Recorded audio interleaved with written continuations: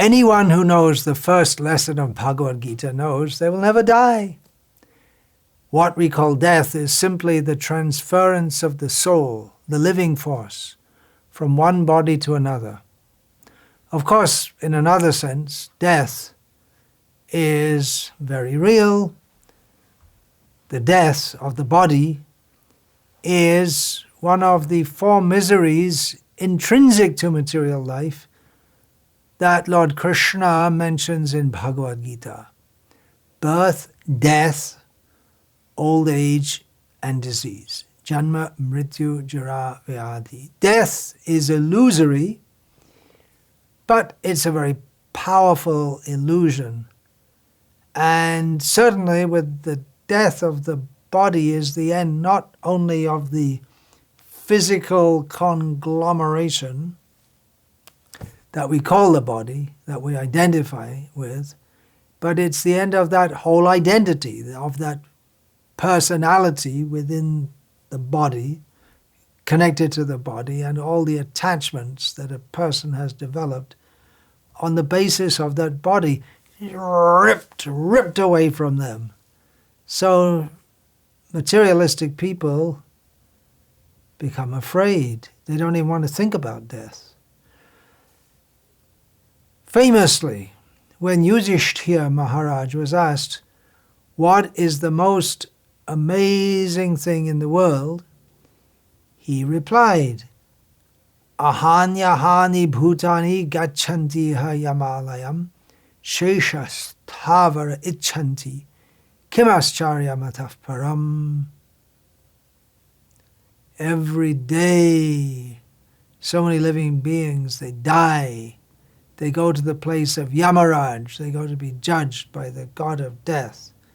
Those who in this lifetime didn't yet reach death, they desire to stay in their present situation. They act as if they're not going to die. They pretend like that. Hundreds and thousands of living entities meet death at every moment, but a foolish living being thinks himself deathless and doesn't prepare for death. This is the most wonderful thing in the world. Everyone has to die because everyone is fully under the control of material nature, yet everyone thinks he is independent, whatever he likes he can do, that he will never meet death, but he'll live forever. This teaching from the Yaksha Prashna, Yudhishthira Maharaj, teaching about the most amazing thing in the world, it's a well-known teaching for those of us who read Srila Prabhupada's books and base our lives on them. It is amazing, it's astonishing that the foolish karmis either don't see death ahead or somehow going on living their lives as if they're not going to die, going on making plans up to the last minute. The top leaders of the world's most populous countries, they're all old men. Tick, tick, tick, their time is ticking out. But they keep on going as if the fate of their country depended on them. What can be more astonishing than this? Well, I can think of something more astonishing. Materialistic people don't see death ahead of them, but devotees who do see this, who are well aware of these teachings, they still continue in much the same mindset. Several times I've said to devotees, hey, look, you don't have much time left. You have to get ready. Only to get the reply, no, I have this to do, I have that to do. It may be some project in devotional service. Even, I see old men talking about starting new projects. They're almost dead physically. Maybe they think because I have this service that I so much want to do, which is a very good and pure desire, but they may think that Krishna must keep me in this world so I can complete it. And of course, Krishna can do anything he likes, but he isn't obliged to alter the laws of nature just because we think he should, because my service is so important. It's like thinking, I'll go out in the rain, but I won't take an umbrella. Krishna will keep me dry. Or there's a hurricane alert, but I don't have to take any precautions because Krishna will protect me. That's not a proper devotional attitude. That's just foolishness. We all know very well also another story that Prabhupada told from his own personal experience. When he was a pharmaceutical salesman, he had so much interaction with doctors, and a doctor told him about a rich man who was dying, said to the doctor, he was pleading with the doctor, just give me 4 more years. Give me 4 more years to live. I have so many plans that I have to complete. And the doctor told him, I can't. So, devotees in bodies of my age and older, we should all be getting ready for the last moment in this body. We're all going to have to go soon, voluntarily or not. In other words, we may prepare for that and just, yes, okay, Krishna, take me, or try and struggle and resist it.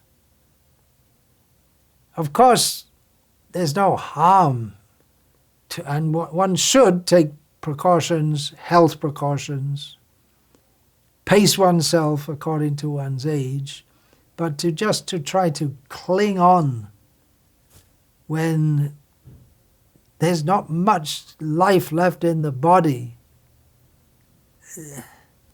we should be more realistic. The world will go on without us. Even remaining as a GBC, the GBC will go on without you. So set an example for others. Go and live in the holy dham if possible. Become absorbed in hearing and chanting about Krishna. Or you could follow Srila Prabhupada's example of preaching until the last breath. There's that famous anecdote when Srila Prabhupada had been very sick in New York, and he was going out to another destination to preach, and devotees were pleading, Prabhupada, please, just take rest. And Srila Prabhupada said, I want the benediction from Krishna to preach up till the last moment, up to the last breath, just like Arjuna. Srila Prabhupada was a fighter for Krishna. So that's glorious also. But Srila Prabhupada, he also, seeing the inevitable, went to live in Vrindavan to pass his last days in our presence. What about myself? I also have a lot to do in Srila Prabhupada's service. But the body is not what it used to be. I'm doing what I can while I can, but I'm very conscious. I don't have much time. Even I might have 10 years in this body, maybe. Might not even have 10 seconds. I might have 20 years, maybe even more. But at this age, 1 year is something like 2 months previously, because the level of energy you have is less. And even though you may go out and do so many things, but then physically you collapse at some point. And that was happening with Srila Prabhupada also. He was pushing himself like anything from 1965 onwards. But then he was having regular health breakdowns also. Of course, Srila Prabhupada's transcendental form is fully divine, but again, he was acting as if within the material energy. His body would get sick. I can't travel around frenetically like I used to.